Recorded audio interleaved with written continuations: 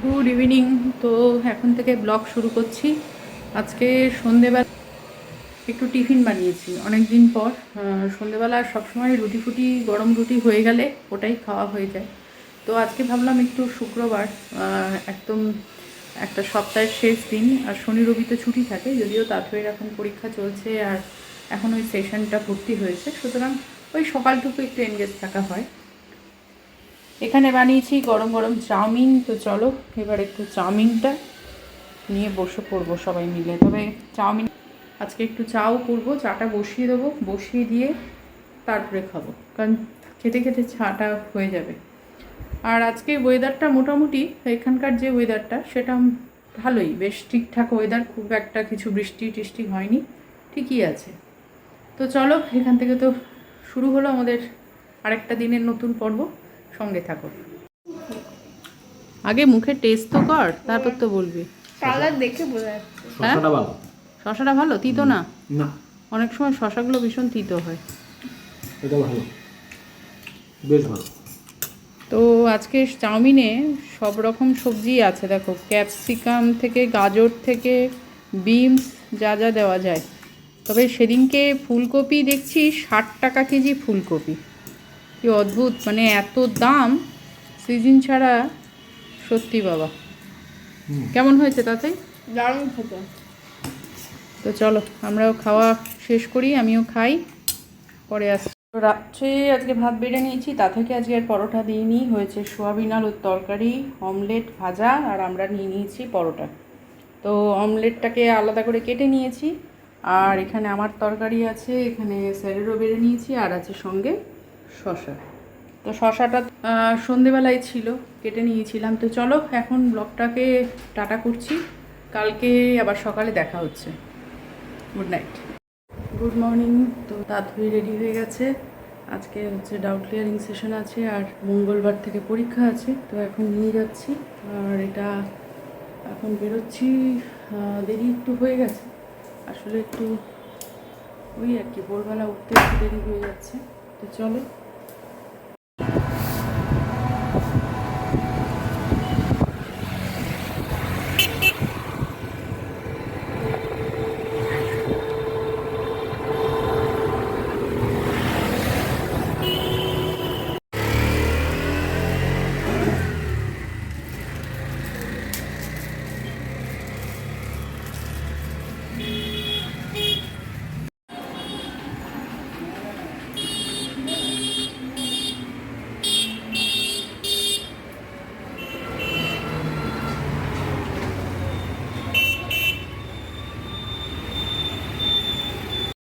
বাড়িতে চলে এসেছি, আর আজকে দেখো প্রচুর ফুল ফুটেছে।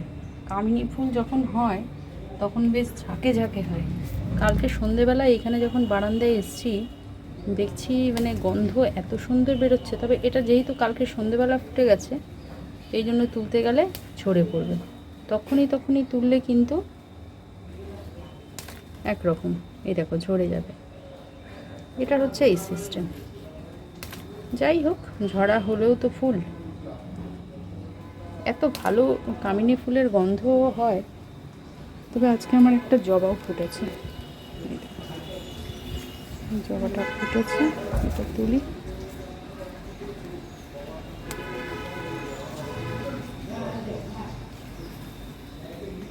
সাদা ফুল আজকে ফোটেনি, সাদা ফুল বলতে কামিনী ফুলই হয়, আর নয়নতারা আছে। দেখি এটা তুলতে গেলে, হ্যাঁ এটাও ঝরে যাবে, এই হচ্ছে সমস্যা।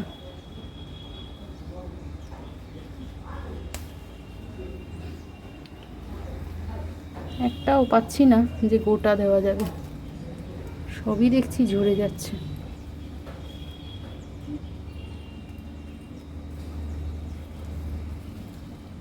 না, তো আজকে এইভাবেই দিই ঠাকুরকে। একটা তো জবা পেয়েছি, চলো।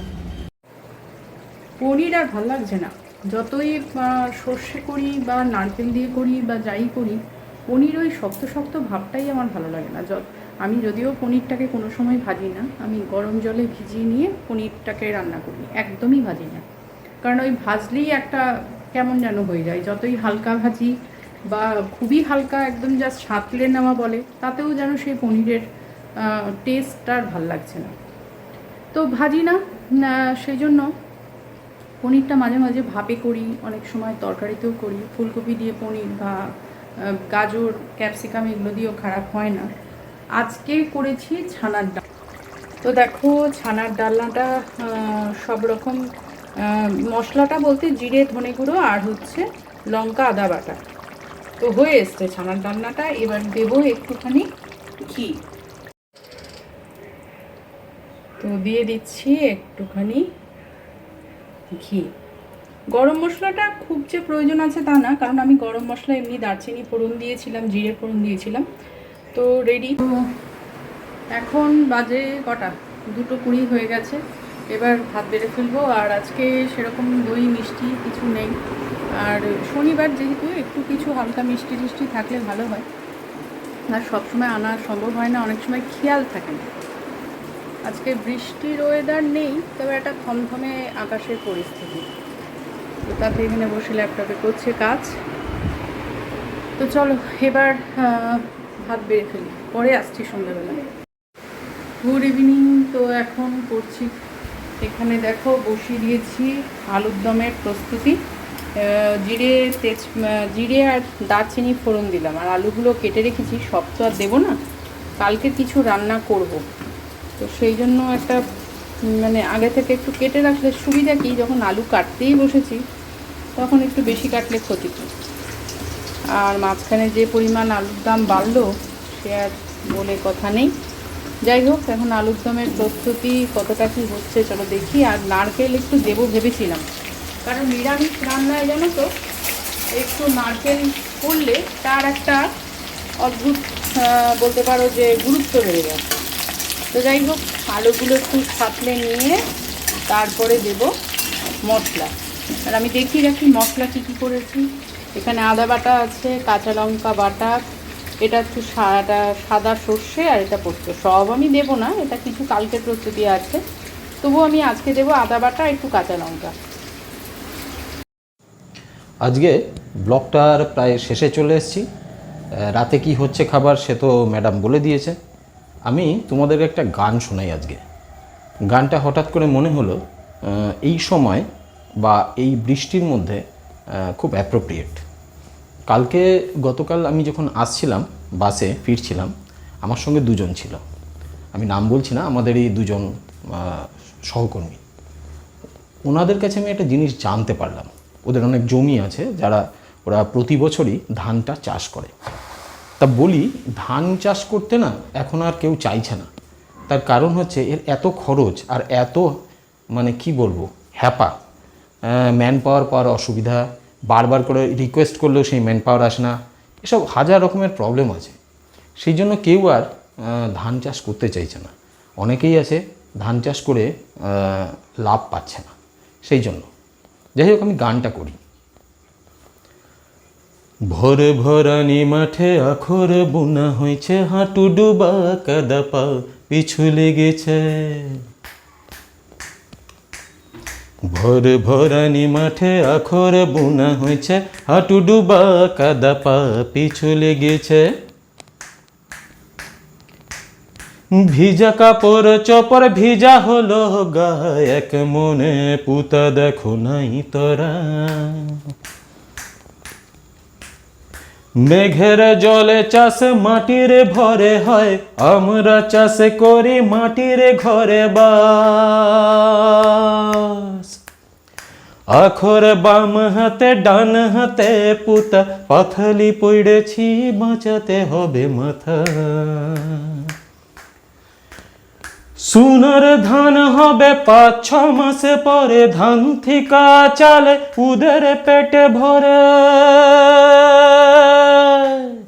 ভোর ভরানি মাঠে আখর বোনা হয়েছে, হাঁটু ডুবা কাদা পা পিছু লেগেছে। আজ এই গানটা এইটুকুই গেলাম। যদি ভালো লাগে তাহলে বলো, পরে আমি পুরো গানটা একদিন করে শোনাবো। আজকে এখানেই শেষ করছি। যদি ভালো লাগে তাহলে লাইক, শেয়ার, কমেন্টস আর সাবস্ক্রাইব করো। একটু কমেন্টস করো কি তোমরা দেখতে চাও বা আর কি আমাদের কাছ থেকে দেখতে চাইছো বা জানতে চাইছো। Good night.